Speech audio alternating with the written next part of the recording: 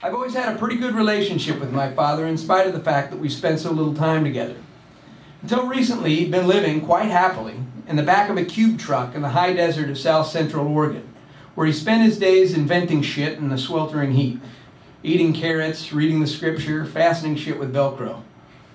But 2 months ago, upon the behest of my oldest sister, who was beginning to worry about me alone in the godforsaken desert in that Donald Duck visor, my father relocated to the island on which my sister and I live. He now lives 4.8 miles away.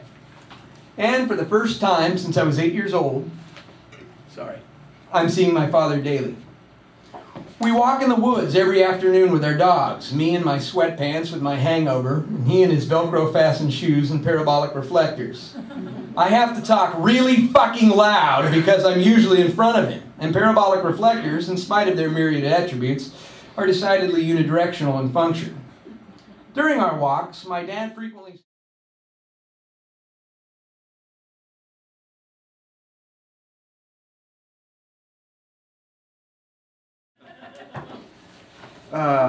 Thank you for including me in this issue, and I had time to read that Tim O'Brien interview while we were shivering, and at the end of the interview I was no longer shivering, I was so full of rage. Isn't it? Yeah, that's intense. I'm going to read some of that. And yeah, I know exactly, I feel the same magnitude of rage and impotence that he feels. I'm completely dismayed at what's been going on in this country. There's a book I'd like to recommend called The End of America by Naomi Wolf. Oh, yeah. Has everybody heard about that one? Yeah. There's another one called The Shock Doctrine by Naomi Klein. Yeah, it's serious stuff is happening in this country. But anyway, in view of the review, I'm going to begin with a war poem. I normally don't write war poems, but the subject is fascinating. It's called Cassis.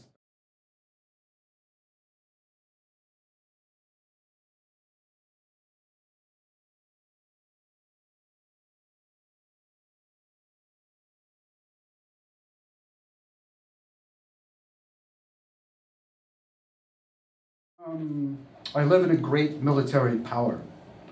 Everybody loves tattoos. Tattoos and guns. Jewelry and guns. Bikinis and guns. Movies with big explosions. Guns. Ever see a skeleton dance on a flashlight? Everywhere you look, you see rattlesnakes of glue and calculus, tanks rolling over archaeological sites, spasms of daylight dripping the noise of confrontation, momentum turning scarlet in a beard of rain. The jolly old reptile of war kisses our knuckles with bricks. You have to imagine death as a necessary adjunct to life to live here. Otherwise, everything would appear to be insane. The prodigality of rock and roll ignites prodigies of shrapnel and light. The delirium of noon is sautéed on a sonnet hemorrhaging chrome. Our idealism is served raw. There are no metaphors for death. It's a mere trigger away, button on a panel, word in the wired. We're always nervous, but we like that. We like being on the edge. Daylight balanced on a nerve. Adrenaline is our favorite drug. It's better than methadone. It's an extreme candor, the honesty of meat, scraps of lasagna, a chin falling through its own skin, jagged bone extending where a hand once wiggled its fingers. Everything is ravenous for divine intervention, a thunderous heliocentric eyeball to appear in the sky to put an end to it all, Zeus hurling lightning bolts down at the enemy. You cannot stop an addiction like this with nuance. You have to be direct. Sympathy is cruel, existence is fierce, gold dust blown in the wind, Walter Houston laughing his head off. Have you ever fired a rifle, pressed a button and watched something blow up? Killed anyone? Knifed anyone? Pulled a pin on a grenade? Nothing comes from nothing.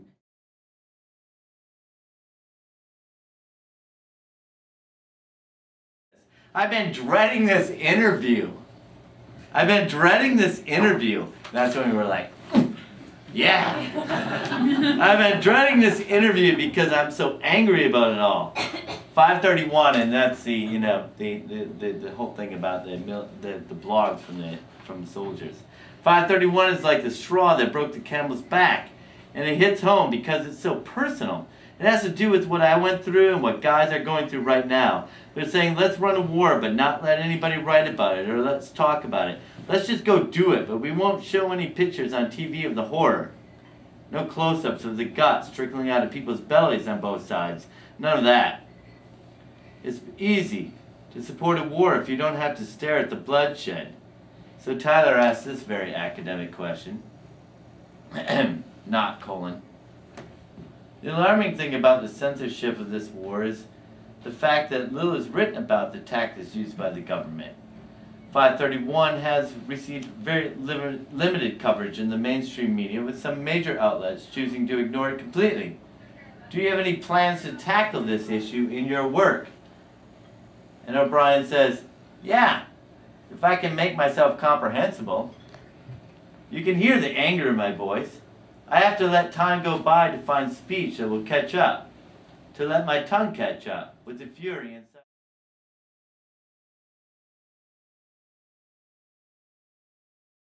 Bluebirds and Steller's jays are not really blue. That blueness is a trick their feathers are engineered to reflect. Would this mean anything to you? As if other blueness were a state of being separate from perception. Or is it, if feathers look blue, doesn't that make the bird blue or blue enough? Or are we to test blue objectively to make sure it's real? And since birds have been tested and fail, the whole avian kingdom may lay no claim to blue. This raises questions I am not equipped to answer. For example, my Chinese friend who passes as a tribal member isn't Indian because she passes. So maybe the birds aren't blue no matter how they are perceived or perceive each other. Or what about that study on race in Brazil, where white identifying people were found to have more African ancestry than black identifying people on average? So maybe feeling blue is the operative question, but the trouble is we can ask and ask away and the birds will never tell us. It's also possible that being blue in Brazil means something different than being blue in the US, or is blueness determined by who's asking the question, so that I can voice my conception on birds throughout the world? But if I couldn't pose the question based on my own conception, then I could only ever answer a fragment of the question, which may be true after all. And if the categorizers were to decide that blue can no longer apply to feathers, wouldn't blue birds and blue jays be forced?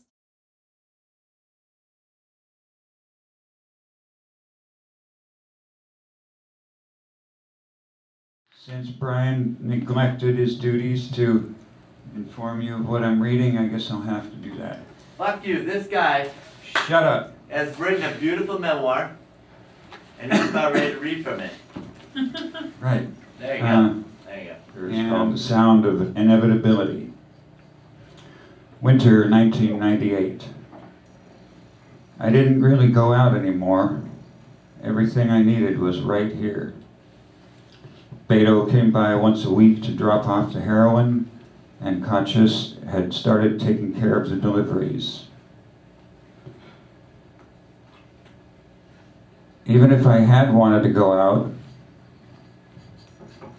it was getting increasingly difficult to walk or to even get up off the mattress. The end was near, and I could sense it. Most of the time I didn't think about it, but when I did, I didn't really care. Sometimes I would contemplate what I was doing to myself and wonder why it didn't bother me. I used to be so concerned about whether my actions were hurting others, but when it came to my hurting myself, I felt nothing. I felt worse stepping on a bug. There were probably some deep-seated issues responsible for how my life had turned out, but I sure as hell didn't know what they were. Whatever, it was pointless to think about. I changed channels on the TV. It had been on all night, as usual. The eternal sound coming from the tiny speakers stopped me from thinking. My body was getting thinner and thinner, feeding